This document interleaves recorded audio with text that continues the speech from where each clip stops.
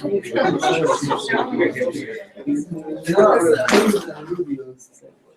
everyone. Sorry we're a little bit late, but we got all the technology under control. My name is Yasmin Shalabi, and I'm Sidian Lomani, and thank you guys for coming. I know it's Friday night, but it means a lot to us. definitely a lot. I want to start off by saying that we're going to let our amazing chapter coordinator, Ms. Sara Reyes, speak first and give you a little introduction to PCRF. I thank her so much for coming down from Chicago to do this for us. So it's my pleasure. Thank you. Hi, everybody. My name is Sara. I want to thank Yasmin and Sidian for organizing this. It's been amazing to communicate with them and connect with them to help start a chapter is really what the goal is, and I want to thank Ms. Janine also, who is from Greenville, and she's also very familiar with the PCRF and will be coordinating with Sidian and Yasmin as well.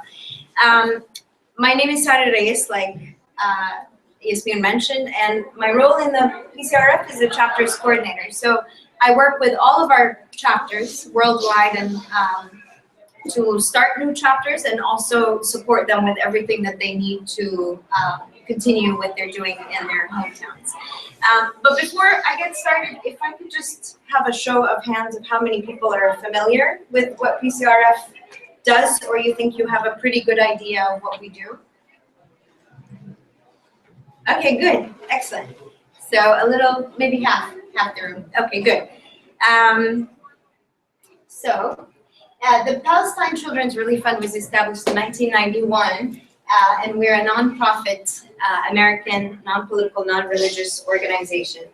The mission of the PCRF, our main goal, is to provide medical and humanitarian aid for kids in the Middle East, not only in Palestine, but also in Jordan and Lebanon, children from Syria and Iraq.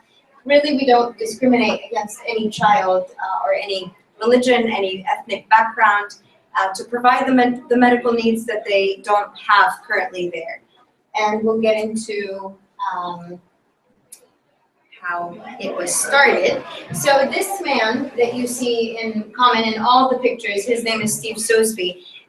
He is the founder, or the co-founder of the PCRF. He's the person who started it all. He's an American journalist, or he was a journalist, and he's from a very small town in Kent, Ohio. I don't know if you're familiar with it, but very small, very close to Cleveland. You're shaking your head. You know it? Okay, good.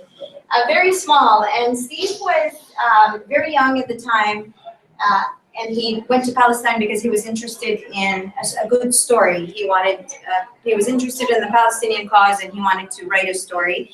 And there he met a little boy, and he was triple amputee. So he had lost both legs in an explosion in one of his arms.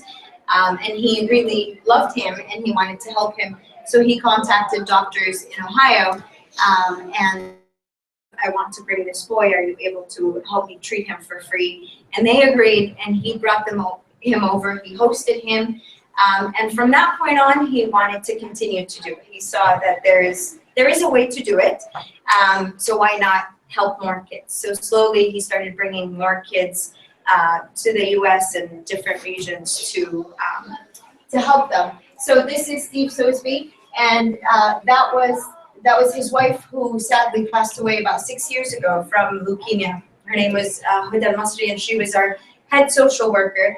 Together, they built the organization. Steve would handle the medical aspect of getting kids accepted to be treated abroad, and she would work with the families as a social worker to prepare the families, to prepare the children.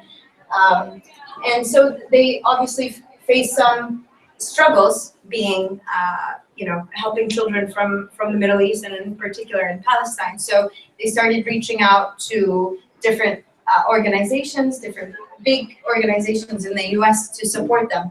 And the one man who responded is this man right here. His name is Dr. Musa Nasser. And he responded, him and his wife, and together they co-founded the organization to help him recruit more doctors to help support the cause. And that's a picture of Steve in the Beijada Cancer Department, which is also sponsored by the PCRF, and we'll talk a little bit about it later on. These are the two daughters of Huda and Steve. They're much older now. Some of you might be friends with him on Facebook or follow his work on Twitter. He always writes about them. Okay, so we currently have 38 chapters, and like we said earlier, the goal is to, 30 of them are based in the US.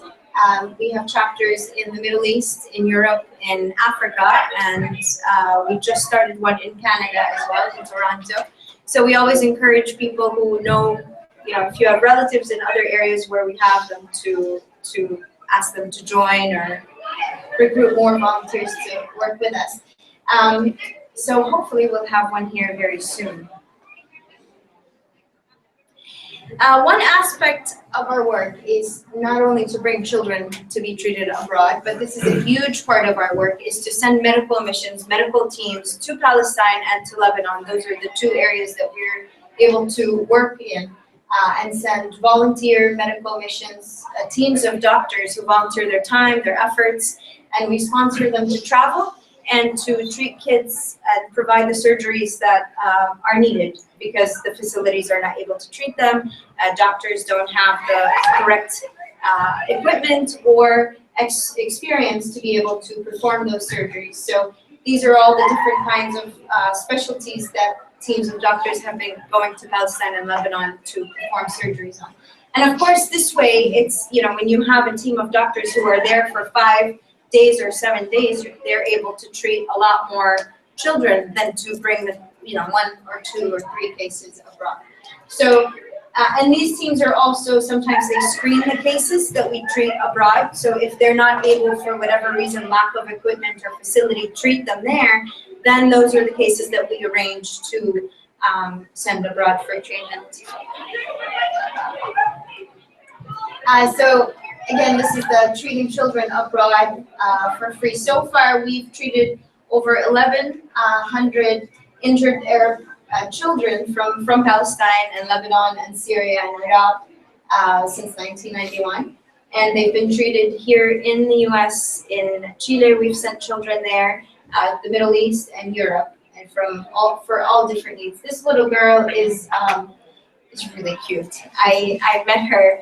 She was treated in Chicago, where I live, so I got to correspond with her a lot and spend a lot of time with her. And it's really quite an experience, and I know that Serene and Yasmin also have some stories to share later on, but it's really incredible because they come here and you think, you want to teach them so much about life and take them out and do things that they've never seen, but interacting with them and seeing, this girl is 6 years old. Her name is Hanan. She's a Palestinian refugee from Syria, and with the ongoing crisis, she lives in a refugee camp, and her home was bombed.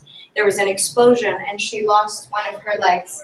She was 6 years old, so her family wanted to send her out for treatment, and they wanted to send her to Jordan, and the border wouldn't allow her parents to leave with her. So her grandmother sneaked out with her into Jordan. They got her a prosthetic leg that wasn't the best quality. So the Jordan chapter found Hanan there, and we arranged in Chicago for her to come and get treated and get a good quality prosthetic leg. She turned 7 while she was still in Chicago. And now she's back in Jordan, walking on 2 feet and doing much better. She's receiving mental health help, therapy, and physical therapy to continue. Sadly, to this day, she's still not able. She hasn't seen her parents or her siblings for 2.5 years. So it's still an ongoing struggle for this little one, but yeah, she's a special one. All of them really are, but this one I just got to know very well. In addition to the medical aspect of PCRF's work, we also do a lot of humanitarian relief projects. We do summer camps in Gaza, in Lebanon, and also in the West Bank to bring in some relief and social play for these kids that need it desperately. We also have handicapped child sponsorship projects. we identify kids that need wheelchairs and things like that, and we bring them over for them, especially in the Gaza strips. Some children who need eyeglasses, we also provide those for them. Wheelchairs, like I said, and we have milk projects. These are actually in Lebanon, in refugee camps in Lebanon, where kids, the families just can't even afford to buy milk for their children. So we buy the milk and we send it to the nurseries that they attend, and they get the nutrition that they need. That's a picture of kids on the beach in Gaza during the summer camps last summer. Any questions so far? This can be informal. It doesn't have to be very formal, or you can save the questions till the end if you like. But feel free to raise your hand while we're going. No problem at all. So like I said, when Huda al-Masri, Steve's wife, was diagnosed and passed away with cancer, it got him to think that he would really like to open, of the children who suffer from cancer in Palestine and the lack of treatment that's provided or available for them, let alone the ability to afford it, even if it was available for them. So we collected funds with help from our volunteers and donors from all over the world, and we were able to start in 2013. We opened Huda al-Masri Pediatric Oncology Department. It's on top of Beit Jala Hospital. Beit Jala is just side by side with Bethlehem, and it's on the 4th floor of Beit Jala Hospital, and it's just a beautiful place. I don't know if anybody here got a chance to visit, but we always encourage our volunteers and supporters, if you're in Palestine or able to go and see this center, it's really, really incredible and just very heartwarming. And these are just some of the kids and the staff and the nurses there that spend a lot of their days there. So far, we've helped about 400 cases since the opening of the department. And because of the success of the Beit Jala Hospital, now the biggest project for the PCRF is to start and open the same, but replicate it in Gaza, where there is no treatment or there's no services available for kids with cancer. So basically, if any child is diagnosed with cancer in Gaza, it's almost, there is no cure right now. There's no treatment. So it's a big project, and it's the cancer center in Gaza is going to be about 4 times as big and with a big budget. So we are fundraising currently for that. And because we're expanding in the cancer care by PCRF, we've introduced this ribbon, which some of you might see. And if you pass the test at the end of this presentation, you can get one of these ribbons. I'm just kidding. We also have a pediatric cardiac surgery department in Gaza that's in the south of Gaza, and it treats a lot of small babies. A lot of medical teams from Italy travel to Gaza to perform these cardiac surgeries for little kids, little babies mostly. We take a lot of pride in being rated by Charity Navigator, or getting 4-star rating by Charity Navigator. And not many, we are endorsed by President Jimmy Carter. So we've been, for the past 5 years, we've been consecutively rated, getting this rating, which is huge for transparency and accuracy and accountability. So this is very happy news for us. This is just a quick rundown to give you an idea of how the organization is structured and where we have presence. So we have the board of directors, our CEO, our chapters. We have staff in Lebanon. We have staff in Jordan. We have staff in the West Bank and Gaza, offices there as well, and our chapters all over the world, like I mentioned earlier. This is a list of our current chapters, and hopefully South Carolina will be on there very soon. This is just a little, a few photos that I put together to show, what we love about PCRF, or I think I was a volunteer with PCRF before I joined as the chapter's coordinator for seven years through the Chicago chapter. But it's really incredible because I think it's such a nice organization where anybody can get involved. You know, oftentimes people hear that we're medical or focus on medical needs, so they assume that you have to be a doctor, you have to be a nurse, somewhere in the medical field to be able to help. But it's not that way at all. You can contribute in many ways. There's a lot of people who bring their own ideas. They have certain talents. They have hobbies. This picture is of Team Palestine for PCRF. I don't know if anybody has heard of them, but it was a team that was started in Chicago 6 years ago, a team of runners. They participated in the Chicago Marathon for 5 years, and it just different runs in Chicago. And now we're actually taking the first team to go to run in the Bethlehem Marathon on April 1st. So that's something that's open to anybody to get involved through. So that's one way. They run, they fundraise, they raise awareness. This is also a group that is called Cycling for Gaza. And this is a little different because every year they choose a different way, a different organization to fundraise for. But last year they cycled in Europe and raised funds to support a mental health project that we have for the PCRF. And here there is a group that climbed Mountain Kilimanjaro a few years ago, also to help raise funds and awareness. Thank you, Abdullah. Yeah, this is great. Yeah, I think you can probably see this better. This guy here on his motorcycle, his name is Wissam Jayusi. He's from Dubai, and he's riding a motorcycle around the world to also raise awareness. He's making stops to talk about PCRF and raise funds for us. Yeah, and there's different people who choose to have their campaigns or certain stickers or projects or artwork they sell their talents, and they give proceeds to the PCRF. So there's always room for talent. There's always room for creativity, and we always encourage our volunteers to use what you have or what your strengths are in, and to bring it in if it's not medically related. So how you can get involved? You can volunteer. You can host a child that comes in to town, and you can organize a fundraiser, make a donation. These are just some ways that you can help, and even just spreading the word about PCRF, talking about it.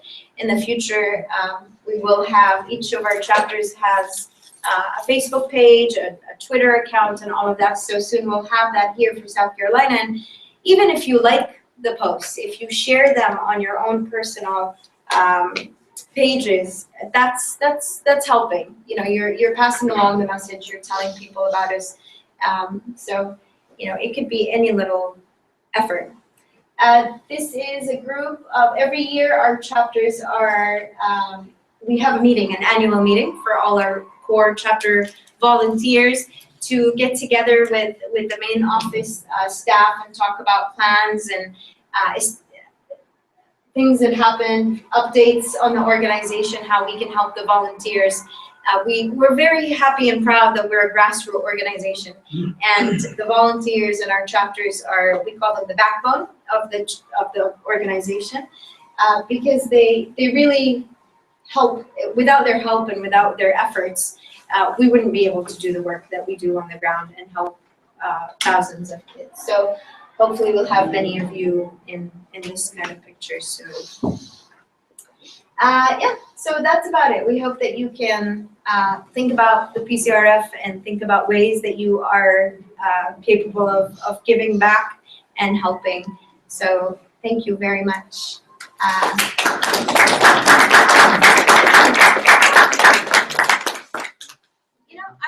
think maybe we can show one of the videos now, and just to give you a perspective on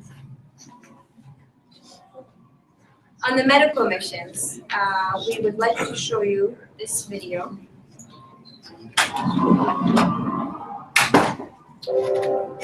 Can you hear it okay?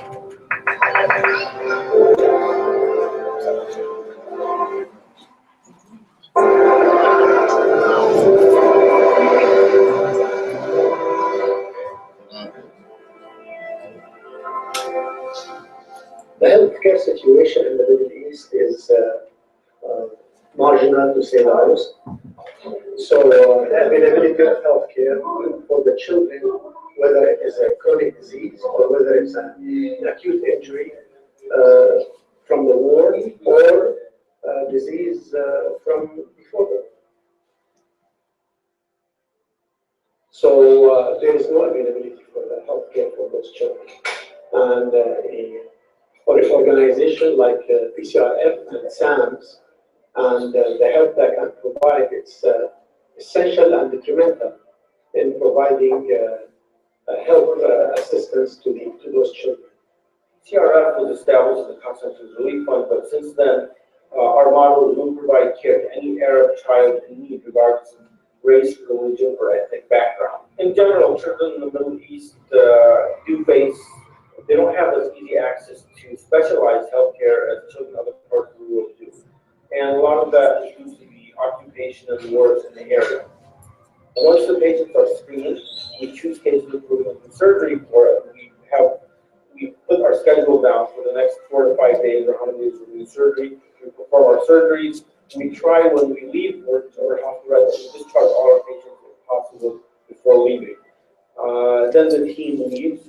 Our social workers continue to follow up with these patients, and a month later and 2 months later, they send us reports of how the patients are doing. This mission in particular was done in coordination with the American Medical Society, and I basically treated the majority of the Syrian refugees. Our team was in a hospital in a Palestinian camp, but that's what PCRF does, that's what we excel at. So we lend a hand to our Syrian brothers and sisters in their time of need, and we want to do that to any Arab child in need. اسمي رحاب محمد خطيب، جيت من سوريا عندنا هون من سنة. كنت ساكن بحمص، جيت هون سكنت في المنيا. ابني خلق شفتي إرهابية، وسمعت اليوم إنه في لجنة أنقاذ أطفال فلسطين، إني حكوا معي وقالوا لي إنه إجي عندهم مشان يعملوا لي العملية، وإني كانوا بكرة الصبح مسافرين بس قرروا يعملوا لي العملية. شفت الأرنب هي مهمة كتير بالنسبة لنا، ولأنه عرضت على الدكتور مرة وقال لي إنه مشان ما يصير معه سوء تغذية ومهم كتير مشان بكرة بس يطلع أسنانه.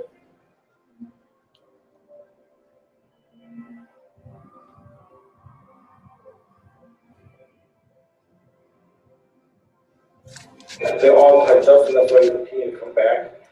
But I remember I was on that mission with some colleagues from Mexico, and as we're leaving the hospital, the mother of one of the patients was standing at the door of the hospital, and she told me, "Tell the doctor that's with you that God answers my prayers, and I will be praying for your team for the rest of my life for what you have provided for my child." We really were touched by that. I mean, that brings tears to my eyes every time we remember it. And I remember I had a friend of mine, an anesthesiologist, we cried like babies on that mission. It's very touching. Our children in the United States, in most parts of the world, we have access to the best facilities in the world. And if you're a parent, and which I am, if your child needs care, you know it can be provided immediately. You see the desperation in these people's eyes when you screen it, and it makes a world of difference to be able to give them that hope and provide that care.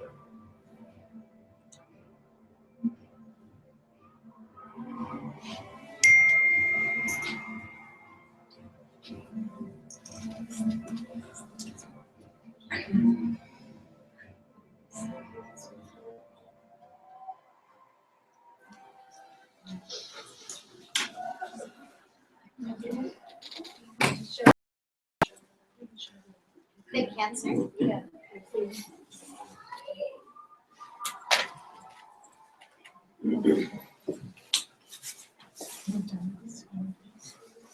And then we'll show you this quick one on, this is to highlight the Beit Jala Hospital, so you'll see the cancer department.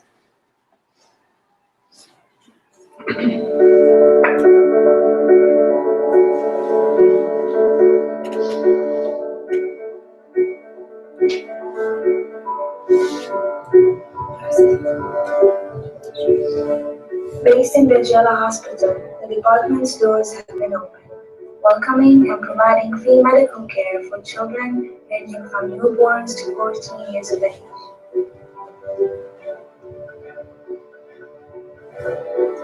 Built by the generosity and kindness of our supporters, together with its extension of the Healing Garden, the department is a place where children can play, celebrate birthdays, dream, hope, learn, cope, and grow.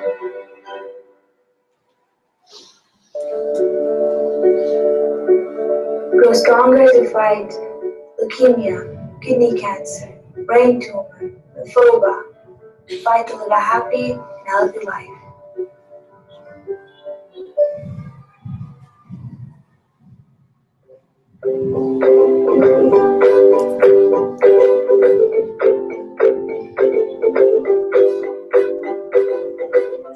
ساعدونا عشان نبني مستشفى أطفال سرطان في غزة.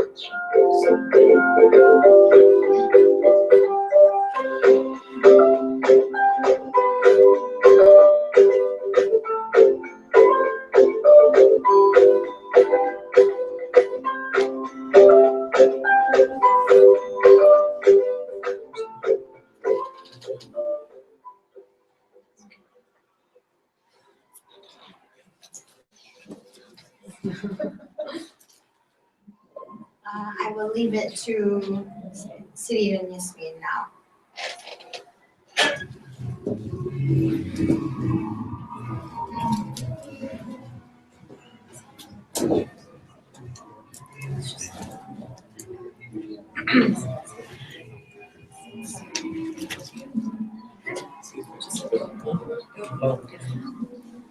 Okay, sorry for the noise, so distracting. But so we're gonna go over some slides. Some of them may reiterate what Sarah was saying, but so this is PCRF and these three pictures. Starting in the top left corner, that's Amir. He was Greenville's first case, or he actually was sponsored through the Charlotte, North Carolina chapter, and then stayed in Greenville. And me and Yasmin got to know him through that. In the middle is Fadi. And he was also part of the North Carolina chapter, Greenville, North Carolina, I believe, but ended up in Charlotte. And we'll go further into this case later. And this is Hussein, and he was just too cute, so I put him on the screen. He is in Washington State, I believe, for prosthetics as well. So that's just a little.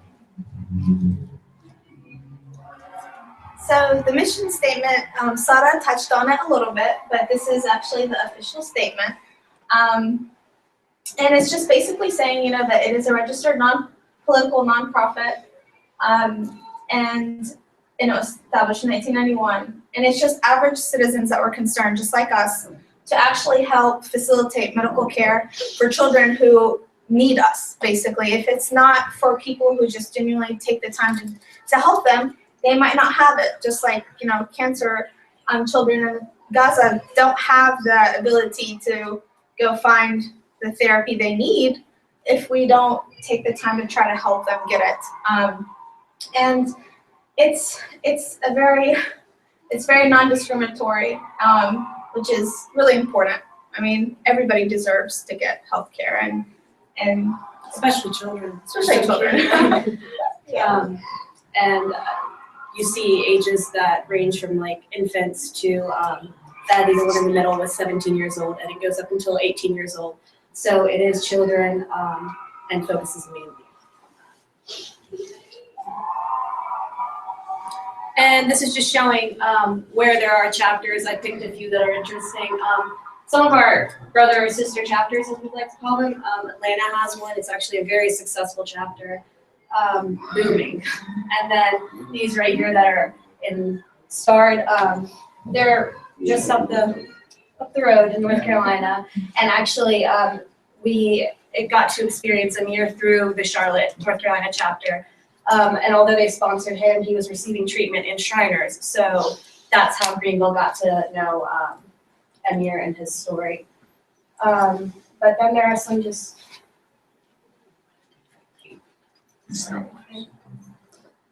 Thank you. there are some interesting ones. Just keep looking at it if you want. There are some interesting ones like London and Turkey, South Africa. So there are chapters all over the world, which is amazing because children everywhere need this treatment. And so just And that's, the Atlanta one is how I heard about PCRF, honestly. And that's how I got connected, through one of my friends that is really active with that organization. I'm sorry, guys. I don't know what's going on. But thank you for your patience. All right, so yeah, that's everywhere. So what does PCRF do? I think you got a gist of it from Sada, but this right here, this is the reason I fell in love. This is Amir, and I'm gonna let me and Yasmin kind of like just go back and forth. But Amir came to Greenville, South Carolina around Thanksgiving break, I believe, of last year. And he is a double amputee, and he had a tibial deformity. So he was born with this tibial deformity, and then they amputated because there was no hope in his original legs. So he came to Greenville to get fitted for prosthetics, and this is just a little glimpse of inside of Shriners, actually, where he received treatment. And he's full of personality. He was really easy to go along with. He loved meeting people, especially men, because he wanted his daddy, and everybody was daddy. Because I'm sure he missed him because he had to stay in Jordan. So it was hard on him in that sense, but everybody came together to make him feel comfortable. So it wasn't really too rough for him, thank goodness. But I took my family to go meet him, and we spent a whole day with him. And there is nothing as rewarding as seeing a child, you know, be a child and be able to have something to do with that, you know, not having his leg, it wasn't a hindrance for this little boy. I mean, he did everything, you know, but later on as he grows up, you know, it'll be way easier for him to be able to walk around, and now he has that. And honestly, through this 2-year-old, I learned more than I honestly could say, but he really did humble me, and seeing how much personality he has and how much spirit he has for someone who, when he came here, like, can you imagine? He didn't speak English, so didn't understand what anyone was saying to him, but definitely didn't stop him. He bossed everyone around. But really, through this experience, we got to see. And I want to mention, like, Shriners is in Greenville, and this is, you know, what they do. They provide the care for all the children that really need it, and they're bringing pro bono cases to them. I don't even know the ins and outs of it yet.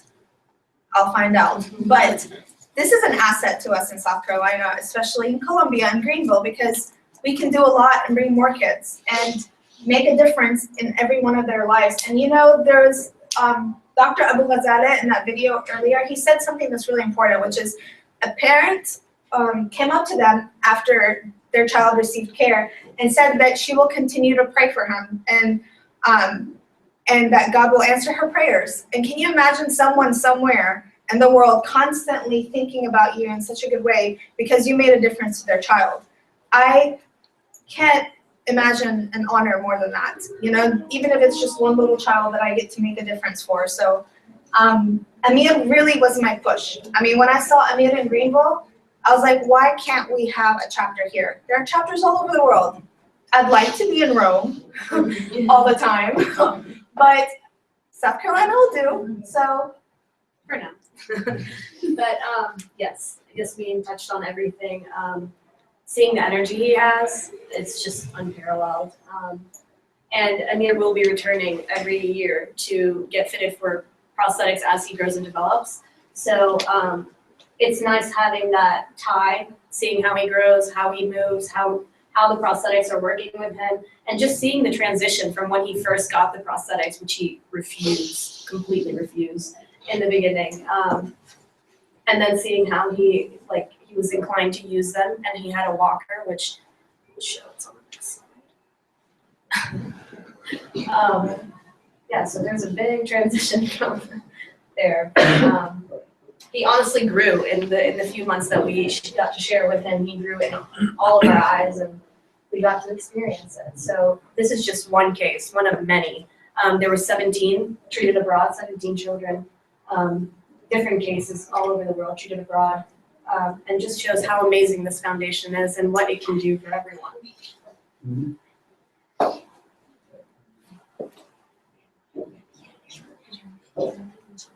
And we just, Sorry, the picture's kind of dark. This is Fadi. Fadi was the reason the Charlotte, North Carolina chapter kind of kicked off. He came with the Greenville, North Carolina chapter, and then it just so happened that he got his home, or like his foster home setting in Charlotte, North Carolina, and that kind of tied the community around him, just like we did with Amir. And it's a very touching story too. They're kind of polar opposites, considering Amir is 2 and Fadi's 17, but you see the same kind of charisma, same kind of energy with him.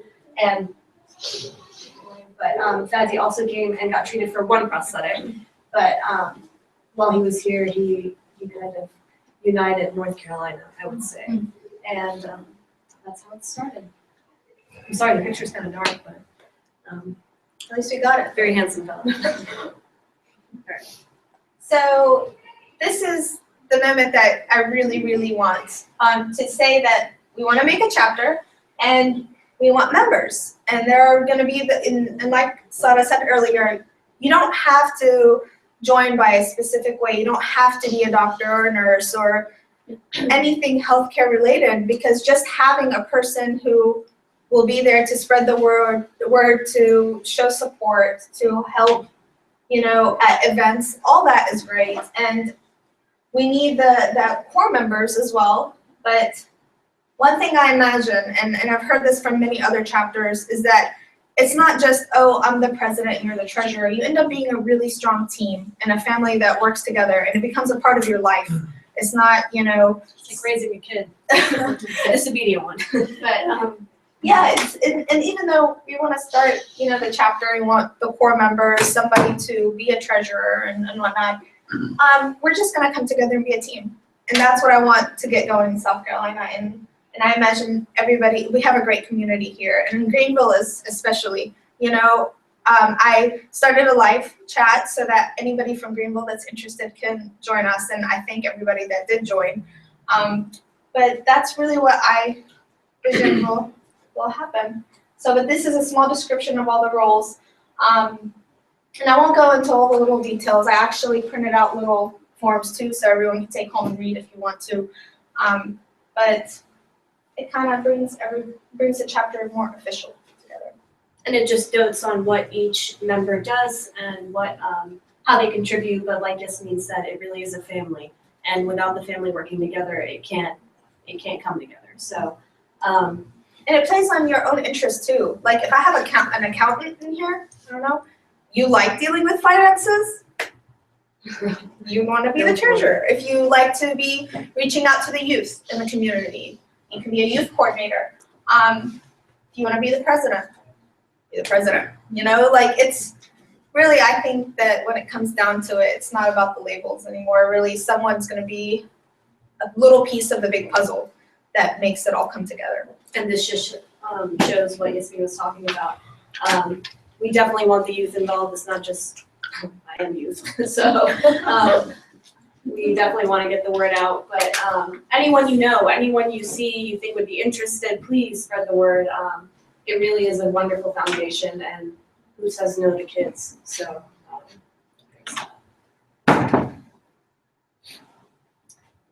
These are a few of our ideas. Every year, chapters can have an annual gala, and of course, we can do a 5K.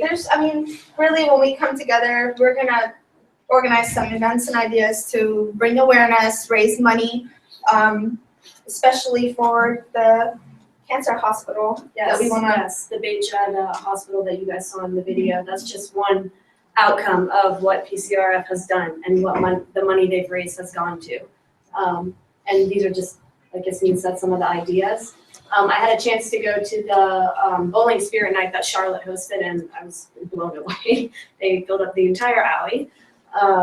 But it's really fantastic. It's a fun night for everyone, kids, parents. Actually, the parents kind of throw the kids away. They all get to socialize and the kids get to have fun, but it all goes for a good cause, and everyone's having fun. So these are just some ideas, some things that can happen in the future.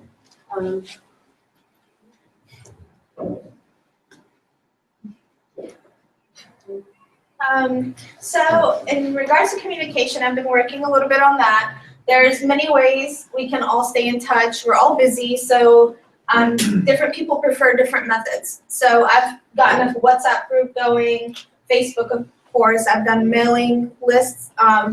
So it's really doable, and everybody can connect in the way that suits them best as their time permits, and it's easy. So. And like Sada said, there will be a Facebook and Twitter established soon, and that way you can keep up with what's happening. And right now I know it's kind of slow, but once it starts up and people get involved, that's how we'll communicate what's going on, what events are occurring, what updates there are. And in a world of social media, like this is It'll perfect. grow, Yeah. like, before you know it. Oh, yeah. And we're actually using Google Hangout today for everyone that's watching, for my mom. But this is a nice way if you're from Greenville. As of right now, we're statewide. We're trying to connect everyone. So if you know of anyone in any area, spread the word. They shouldn't hesitate. There's many ways of getting connected.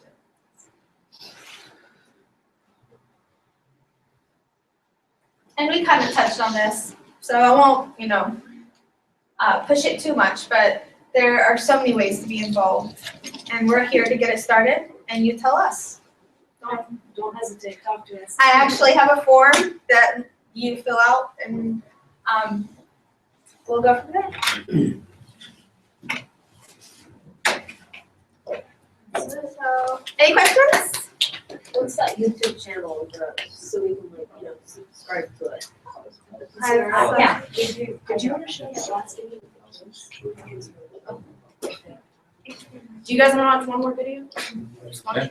Okay. Can you put the links of the videos you show on the Facebook Yes, group so we yes, can share? of course. Yeah, the ones I'm actually showing are just on my drive, but this is, yeah, it's the Palestine Children's Relief Fund. Thank you. It was really hard to choose the videos that we wanted to show everybody. We just picked two, but we really are advocating for this third one. So if y'all want to see it, we're gonna play it real quick. It's my favorite. This is actually a nice video. You'll see these are two, a sister and a brother that also lost their legs. They were in Syria and now they're in Jordan being treated. So it just highlights that we are open to helping other children. Oftentimes it's mistaken because the name is Palestine Children's Relief Fund, although the majority of the missions are done there, but we do treat a lot of the children from the region as well. So this is just nice to hear from them rather than adults.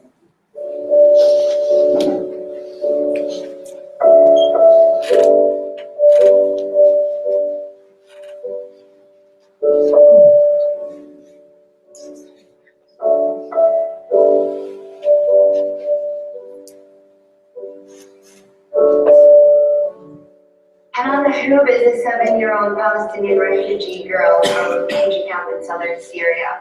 On September 23rd of 2013, she lost her right leg when a Syrian jet dropped a bomb on the camp where she lived. The PCRF Jordan chapter found Hanan and brought her case to our attention, and we then began the process of submitting her case to medical facilities in the Chicago area in preparation for her treatment abroad. We're looking forward to Hanan completing her treatment and so that we can get her ready and send her back to her family walking comfortably and in a much better state than she was months ago.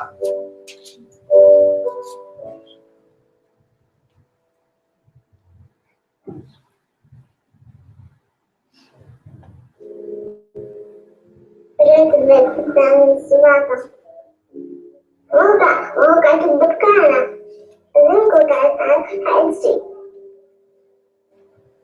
ومستشهد استشهدت في سوريا ولا؟ بجنزة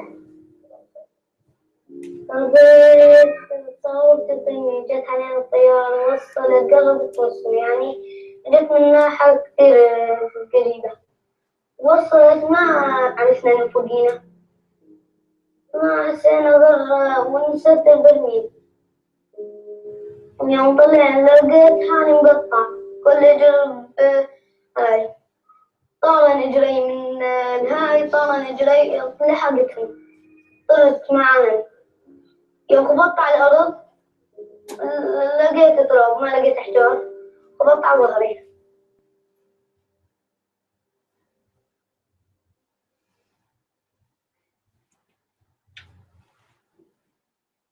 عالجوا الاثنين بمستشفى ميداني عند الحدود السورية. العلاج كان كامل بالنسبة ليمنى والجرح تسكر بشكل مقبول. هلا تركب لها مؤقت عم تتعلم المشي فيه، وبعد شوي ان شاء الله بدنا نجيب لها طرف مع مفصل ركبة لتصير مشيتها طبيعية أكثر وترجع للنشاطات كلها اللي بدها تعملها.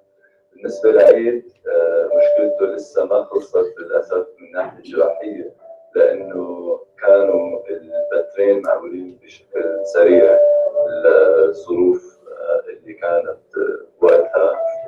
الطرف اليمين ما تسكر كاملا، فكان في جزء كبير من عظمته مش مغطى، فاضطروا يعملوا زراعة جلد من غير ما يكون في كثير لحم بالإضافة للجلد، فاضطريت أنا أعيد تسكيرها الساق اليمنى.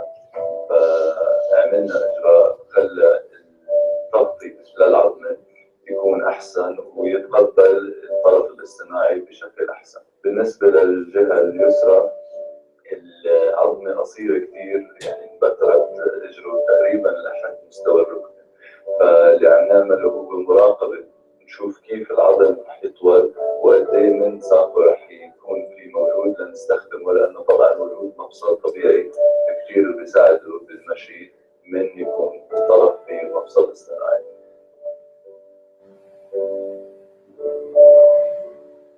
ودي أمشي أغني على الكرسي ودي أفتكر من كراسي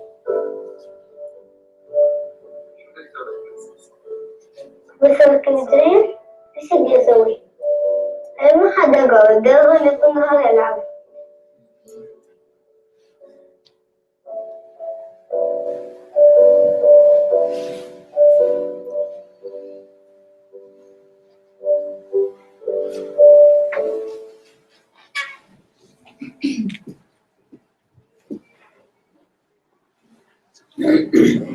خلاص, no more videos. We're done. So you can see why that one was my favorite.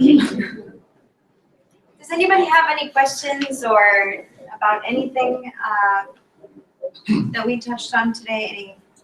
Y'all keep up with the kids while they grow? Because I mean. Yes, absolutely. We have our social workers. So we have social workers in each area, either whether it's in Jordan or in the West Bank or in Gaza, that are responsible. So if we have children that came from Gaza, we also have different regions of Gaza, different cities. So each social worker is responsible for the cases that are identified in that area that they're responsible in, and they follow up with them. And we also send, to the chapters to continue following their stories.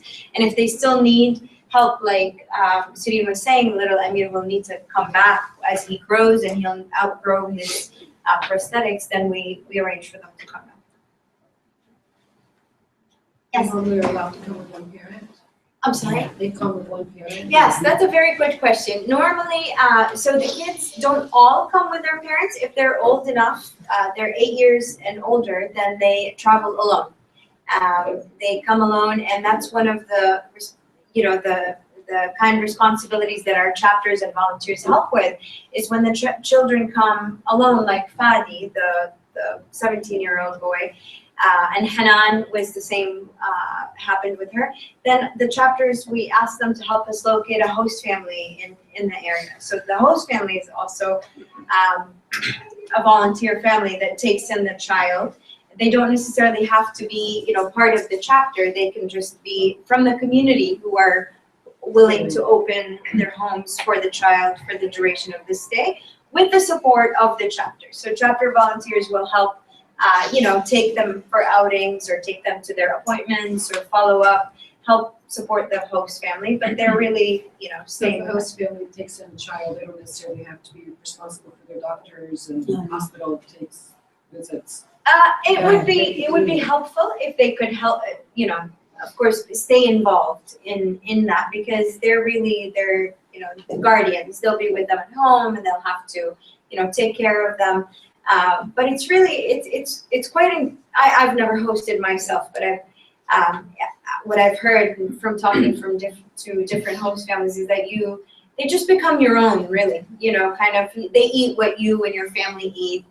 The rules that apply to your kids should apply to those kids as well. Otherwise, then you'll face problems with the loyalty. So you just take them in as your own. And this chapter supports, of course, I communicate with all of our chapters. We also have somebody, her name is Dunya, and she's the person in the PCRF main office who is responsible she's the patient affairs coordinator. So she arranges for the children to, the treatment for them to get accepted in hospitals, for doctors to accept them, and arranges the travel needs, coordinates with the social workers back in the region. And she follows up with the host families, with the chapter, with the doctors and hospitals to make sure everything is okay. And if you don't mind me interjecting, Yeah. with Amir's case in Greenville, so he happened to stay in the Ronald McDonald House, which was right across the street from Shriners. So he had a place to stay, but the way it worked out with Greenville, they set up a chat or a WhatsApp group or something, and then they would volunteer. Different people went to his appointments, different people went to his physical therapy sessions. That was the point of my question, so because it would, honestly, after a while, maybe be more than the family could handle. Yes. So is there? So yes, that's why we try to get the community involved, Exactly. exactly. Sure, the doctor's visits and. Yeah, the- absolutely. And that's That's how the community learns about it. That's how Greenville learned about it. But yeah, it not necessarily falls on one person. Some of the children travel with their parents. If they're younger than 7, Hanan was a special case because she had nobody that was able to travel with her. So she was 6 and she came on her own. But usually if they're under 8, we recommend that they come with a parent. Usually the mother or an aunt travels with them. Or if it's a very critical surgery. I know most of these cases that you heard about, we kept saying prosthetics, but there are, kids that come here for cardiac surgeries. We have 1.5 to Chicago is receiving a case in 10 days or so, a little girl cardiac case as well, and she's coming with her mother. And sometimes if we're able to find a host family for the child and the mother, we do that. And some cases where we're not able to find a host family, then we arrange with the Ronald McDonald if there is, we always, alhamdulillah, we're lucky that we always find a solution for it. Yes? You said there's a PSRF in Biafra, around Biafra?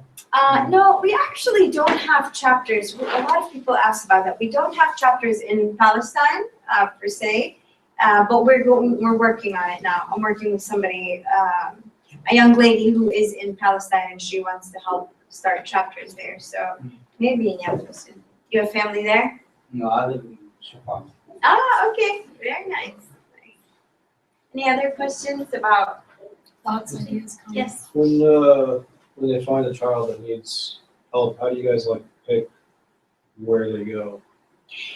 That's a good question too. It depends. So that's also where we ask our chapters to help.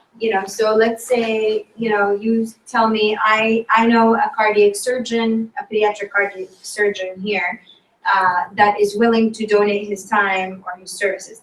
And that one challenge we face is that we might get the doctor to agree and say, yeah, I'll do it for free. But the hospital then, no, alhamdulillah. Getting a child accepted into a hospital and the doctor is like winning the lottery for us. It's like, wow, this is incredible, because it takes a lot of work. And once they're accepted also, there's another challenge is to get them out, to get their visa done. We need an acceptance letter from the hospital, send it over there, get the visa. especially for kids in Gaza, it's very hard because they might have the visa, but they might not get the exit permit because of the siege to leave Gaza. So there's another issue. There's another problem. The host family is ready, the chapter is ready, everything is ready, but we're not able to get an exit permit for them. Or sometimes Jordan will take its time a little bit to approve that they leave Gaza, enter the West Bank, and go into Jordan to travel abroad. So there's a lot of logistical. That's why once we hear that the hospital is good and they send us that acceptance letter, it's like it's a huge celebration. Does that answer your question? Is the only chapter in Turkey? Is it only in Istanbul, or do you have in other parts of Turkey? No, it's actually that chapter. So it was very active a few years ago. Now it's been a little bit quieter, but we're working on rebuilding it. Istanbul. Yeah, because I was trying to read it in Turkish and it was all in English. So like they were posting in Turkish long time ago. In English. Yeah. So it's been very quiet, the chapter there, but it's definitely right now with all the refugees and all the support there as well. I mean, there's a huge potential in Turkey. So we'd like to work on supporting them to energize them a little bit. Yeah. Any other questions or clarifications on chapter, how the chapters are involved or how they help or anything like that? Or the organization as a whole? Looks like you have one. You said Atlanta was very active? active? Yeah. So what do you mean by very active? That's a good question. Booming. Yeah. So all of our chapters are amazing and unique in a different way.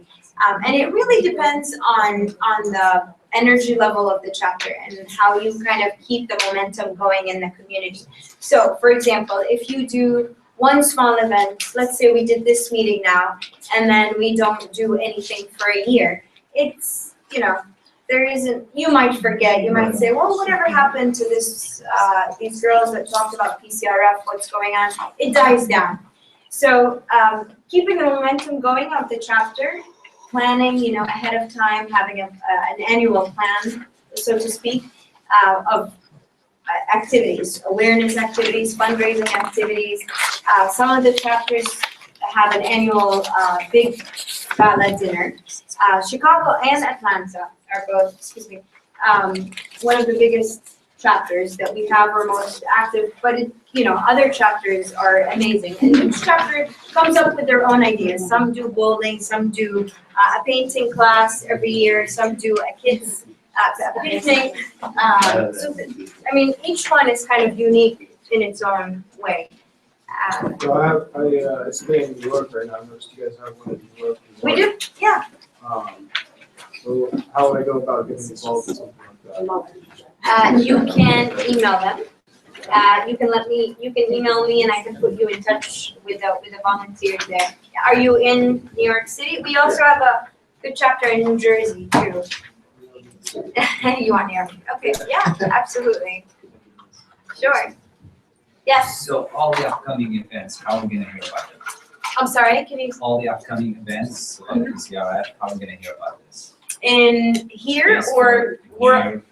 everywhere? On our website, they're always posted on Facebook, like their social media will always have events and things like that. Right now, our website is a little not as user-friendly as we'd like it to be, so we're working on a new one, and hopefully will be launched soon, and that will have like a calendar for all of the events for all chapters. Yeah, but this is a really busy season, spring, for fundraisers and events for chapters. In the summer, sometimes the chapters do Ramadan iftar events. Some of the chapters do holiday gatherings or events like that, but each chapter is kind of creative. I don't like to say that one is better than the other. They're all great in their own way. And it really depends on the community as well, on the size of the community, the response from the community as well. So, any other questions? Anything else? Comments or feedback? Yeah. Amazing, good job. Yeah, thank you. I really want to thank all of you for coming and listening and instead of going to the party next door. And I really want to thank Sireen and Yasmin for organizing this and for, the many emails and correspondence back and forth and, We're so excited oh no, to make it's our pleasure to have such dedicated volunteers and passionate, and it's really what keeps our work going, so thank you. Thank you. Thank you. The form. Yeah, we passed out the forms. Did anyone not get one? No? Perfect. I also have an overview form if you want like a little summary or a little extra information. If y'all wanna, when y'all give me that, you can grab one. I just didn't want to bombard you with a bunch of papers. And then I also really have to thank SJP. Dana, thank you so much. She's right here. She actually helped stand up. She was extremely helpful in giving us a room to help us have this. And she has a little flyer over here too if you want to know about it. So Dana, thank you so much. Yeah, thank you, Dana. We couldn't have made this happen, really. I appreciate it. And they have a lot of events. They're very active, very great organization. Just so you guys know, SJP, Students for Justice in Palestine. So especially those who are students here on campus, I'd love for you guys to join the event. I can pass out some flyers, join our group, and you can hear a lot more about it.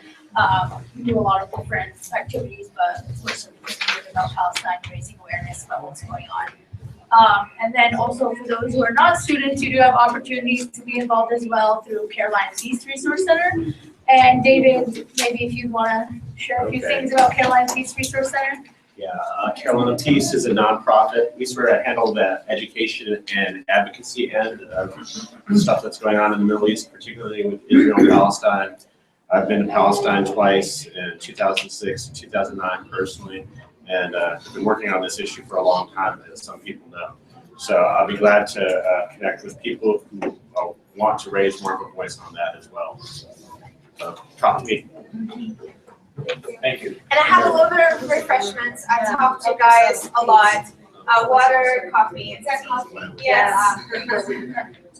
And thanks for everyone who drove out. I mean, y'all came from all over. Really thank you.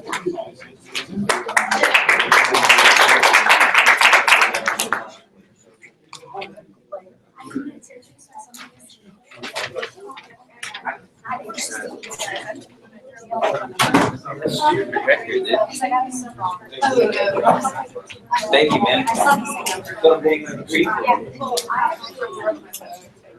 Yeah, but yes. Thank you guys so much. I'm Serene. Where are you guys going? Exactly. Oh, okay.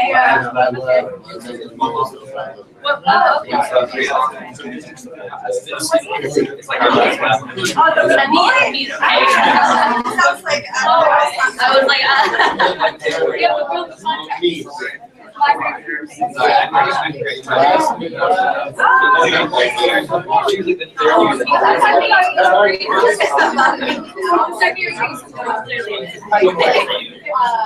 It's okay, I'm just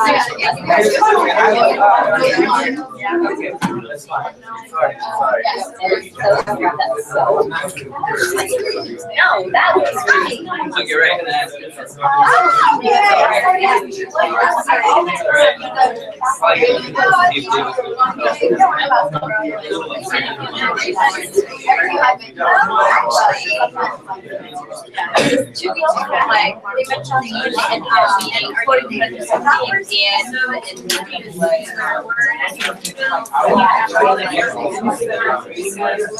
Tuesday, March 1st.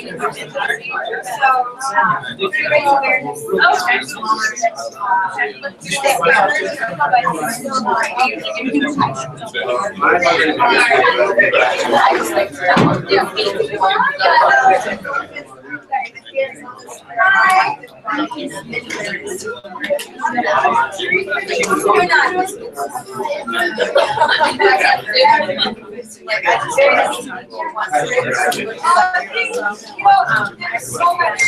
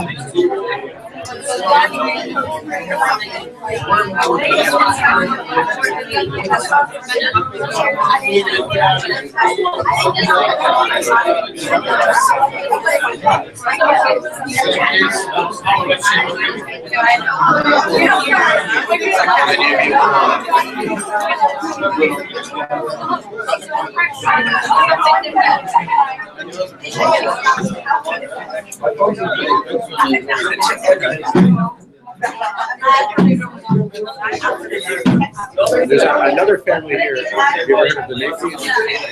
Also a Palestinian family that always send their kids to USC.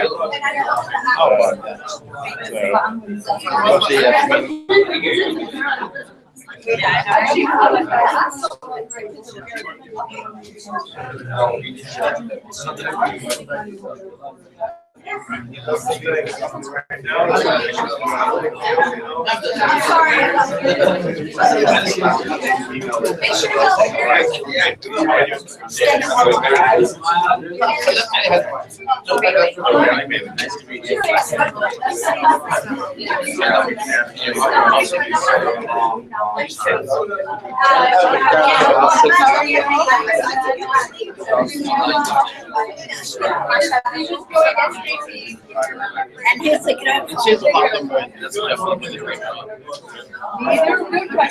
Well, I'm glad that you brought your husband. I didn't know that you speak to your cousin. Well, there we go. He's like, I brought my cousin. I'm like, where's your cousin? Oh, my God.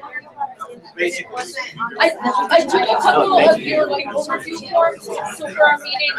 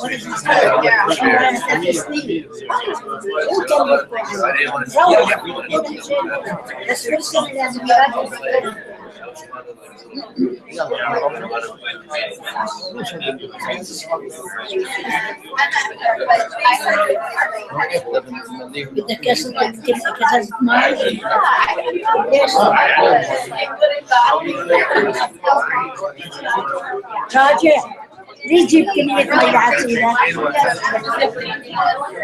You'll be great. Like, I'm music, you know, like, you know, I would love to, like, whatever I can do.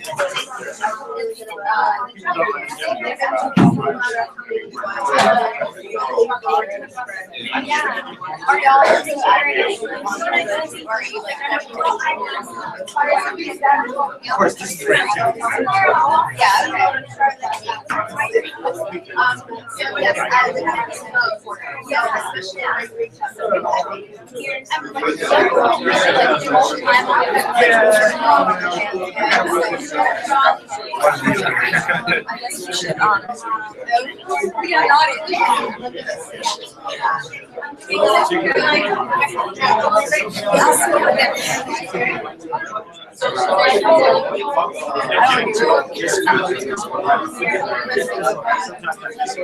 I'll see you.